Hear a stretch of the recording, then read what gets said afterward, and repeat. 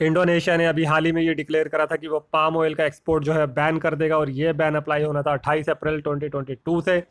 और इसका जो ऑब्जेक्टिव उन्होंने बताया है कि वो देश में, उनके अपने खुद के देश में जो ऑयल है, ये जो कुकिंग ऑयल है, एडिबल ऑयल, उसकी उपलब्धता को सुनिश्चित करना है, क्योंकि उसकी वहाँ कमी हो गई थी, उसकी खुद की सप्लाई जो है कम हो गई थी। और इंडोनेशिया वैसे तो जो है वर्ल्ड का सबसे बड़ा पामोलिन ऑयल का सप्लायर है, लेकिन उसके खुद के देश में जो है अभी रिसेंटली कीमतें बहुत ज़्यादा बढ़ गई थी, महंगाई हो गई थी, क्योंकि जो वहाँ के लोकल्स हैं, लोकल जो प्रोड्यूसर्स हैं, वो एक्सपोर्ट ज़्यादा कर रहे थे, क्योंकि वहाँ से उनको ज़्यादा अच्छी कीमतें मिलती हैं। और जो लोकल जो मार्केट्स हैं वहाँ पे सप्लाई कम कर रहे थे, और कीमतें जो है वहाँ पे 20,000 इंडोनेशियन रुपये तक पहुँच गई थी पर किलोग्राम ऑफ ऑयल।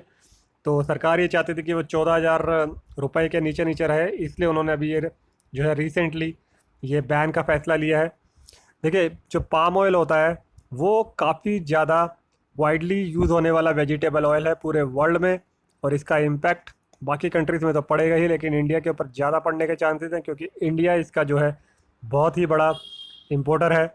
अब ये जो ऑयल है ये कहाँ कहाँ पे यूज़ होता है, देखिए पहले तो क्रूड ऑयल और या रिफाइंड ऑयल, ये दोनों ही तरह के ऑयल के ऊपर, इसके एक्सपोर्ट के ऊपर बैन लगाया गया है। अब इसका यूज़ तो हर चीज़ों में होता है, it is wide spread, it is omni present, everywhere इसका यूज़ है। चाहे वो शैम्पू हो, चाहे न्यूट्रेला हो, चाहे वो कोई फ्राइड फूड प्रोडक्ट हो, कोई ब्रेड्स हो गई जो हम खाते हैं, या बंस हो गए, डिटर्जेंट हो गए, कॉस्मेटिक्स के जो प्रोडक्ट्स हो गए, या बायोफ्यूल भी इससे बनता है। तो किसी भी तरह की चीज़, हर जगह पाम ऑयल का यूज़ हो रहा है। देखिए, रूस और यूक्रेन का जो युद्ध चल रहा है उसके बाद से महंगाई बहुत ज़्यादा बढ़ रही है खाने की चीज़ों की, और हर कंट्री, हर मुल्क ये कोशिश कर रहा है कि जो वो अपनी फसलों को जो है बचाए, और ज़्यादा से ज़्यादा जो है फूड के रिजर्व्स वो मेंटेन करे अपनी खुद की कंट्री को खिलाने के लिए, अपने खुद के मासेस को लोगों को खिलाने के लिए। और इंडोनेशिया ने जो फैसला लिया है वो भी इसी दिशा में कदम की तौर पे जो है देखा जा रहा है।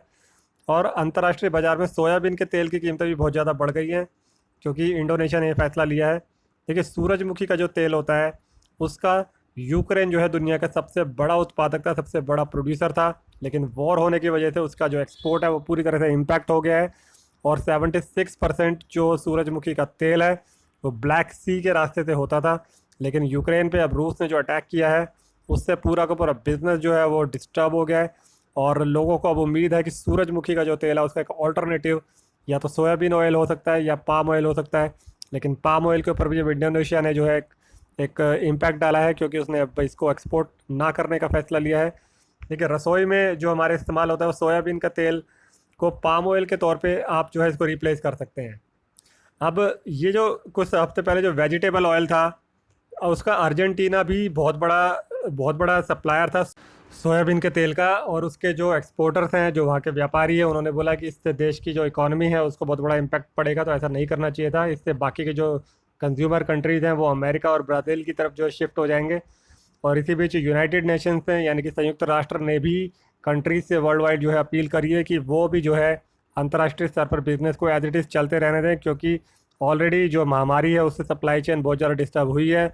रूस यूक्रेन का युद्ध भी उससे जो है बहुत ज़्यादा इम्पैक्ट हुआ, फिर अर्जेंटीना का डिसीज़न कि उन्होंने भी बैन कर दिया इस ऑयल को, और इंडोनेशिया का फैसला अब आ गया है इससे भी। ये सब मिला करके सारी की सारी जो खाने की चीज़ें हैं, जो ऑयल हैं, एडिबल ऑयल, इन सब की कीमतों को बढ़ा रहा है। तो यूएन ने अपील करी है कि इस इसको बिज़नेस को एज इट इज़ चलते रहने दें, अदरवाइज़ ये कीमतें जो हैं और ज़्यादा इजाफा दिखा सकती हैं।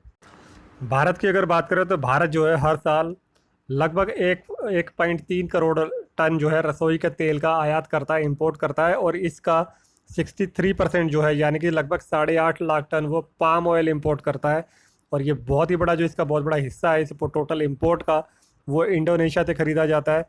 और इसके बाद मलेशिया का और थाईलैंड का नंबर आता है, वो भी जो है पाम ऑयल भारत को बेचते हैं। देखिए, भारत का जो करंट अकाउंट डेफिसिट है वो बहुत ज़्यादा है, क्योंकि 1,17,000 crore, it's a big amount, इतना भारत जो है ऑयल को इंपोर्ट करने में ही लगा रहा है। अभी देखिए, 1980s के टाइम पे बिगनिंग में सिर्फ 3-4% ही ऑयल का इंपोर्ट होता था, एडिबल ऑयल का, पाम ऑयल का, जो कि अभी बढ़ के 60% से ज़्यादा है। तो इतनी बड़ी अमाउंट, 1 लाख करोड़ से ज़्यादा का अमाउंट जो सिर्फ इंपोर्ट में जा रहा है। तो सरकार को जो है यहाँ पे भी अब वो फैसला ले रही है कि यहाँ पे प्रोडक्शन बढ़ाएंगे। इसके लिए करना क्या होगा, देखिए किसानों को आपको सब्सिडी देनी पड़ेगी, 4-5 साल उनको खिलाना पड़ेगा, उनको पैसा देना पड़ेगा, क्योंकि जो पेड़ होते हैं पाम ऑयल के, उसको उगने में, उसको ग्रो करने में टाइम लगता है। तब उसके बाद जो है पाम ऑयल निकाला जा सकता है। फर्टिलाइज़र की सब्सिडीज़ के लिए बहुत ज़्यादा मोटा बिल आएगा, भारत को वो देना पड़ेगा, और फ्यूल के प्राइसेस जो है इससे बढ़ेंगे। और इंडिया का जो करंट अकाउंट डेफिसिट जो है, यहाँ पे क्वेश्चन अब है कि ये उठता है कि क्या भारत पाम ऑयल प्रोड्यूस नहीं करता है क्या। देखिए आंसर ये है कि भारत प्रोड्यूस करता है, लेकिन प्रोडक्शन काफ़ी कम है। जितनी डोमेस्टिक डिमांड है उसके मुकाबले प्रोडक्शन काफ़ी कम है, और बहुत एक बड़ा पोर्शन जो है इंपोर्ट करना पड़ता है। भारत में 13 ऐसे राज्य हैं जहाँ पे लगभग 3,15,000 हेक्टेयर में जो है इसकी खेती होती है, जिसमें से आंध्र प्रदेश, गुजरात, कर्नाटका, तमिलनाडु, बिहार, इस तरह के स्टेट्स हैं। ये पोटेंशियल स्टेट्स हैं जहाँ पे प्रोडक्शन जो है की जा सकती है और ज़्यादा ग्रो की जा सकती है। अब देखना यह है कि सरकार क्या फैसला लेती है, कैसे जो है आत्मनिर्भर होती है ऑयल के क्षेत्र में भी, एडिबल ऑयल के क्षेत्र में।